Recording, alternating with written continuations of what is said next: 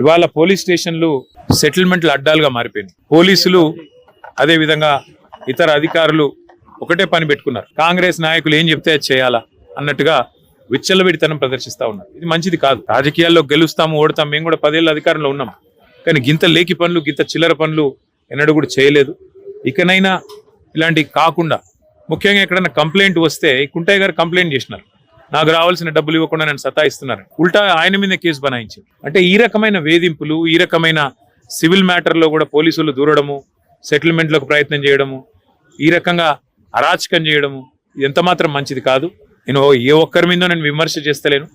ఇది ఈ రోజు కుంటయ్య గారికి జరిగింది, రేపు ఇంకోరికి జరగవచ్చు. కాబట్టి ఇది మంచిది కాదు. దయచేసి కంట్రోల్ చేసే ప్రయత్నం చేయాలని చెప్పి కూడా నేను ఈ రాష్ట్ర ప్రభుత్వాన్ని కూడా కోరుతా ఉన్నా. కానీ ఆ కుటుంబానికి మాత్రం ఇవాళ ఇంతకంటే ఎక్కువ రాజకీయం నేను మాట్లాడను. ఆ కుటుంబానికి పూర్తి స్థాయిలో మేము అండగా ఉంటాం. ఆ కుటుంబాన్ని కాపాడుకుంటాం. ఆ కుటుంబానికి పూర్తిగా మరి మనోధైర్యాన్ని ఆ భగవంతుడు ఈ ఆపత్ సమయంలో ప్రసాదించాలని కోరుకుంటూ అన్ని కార్యక్రమాలు పూర్తయ్యేదాకా మా మొత్తం పార్టీ అంతా కూడా వారి వెంబడ ఉంటుంది. పెద్ద కర్మ జరిగేదాకా కూడా మొత్తం ఉండి మేమే చూసుకుంటామని చెప్పి కూడా తెలియజేస్తూ మరి వారి ఆత్మకు శాంతి చేకూరాలని మనస్ఫూర్తిగా భగవంతుని ప్రార్థిస్తాం.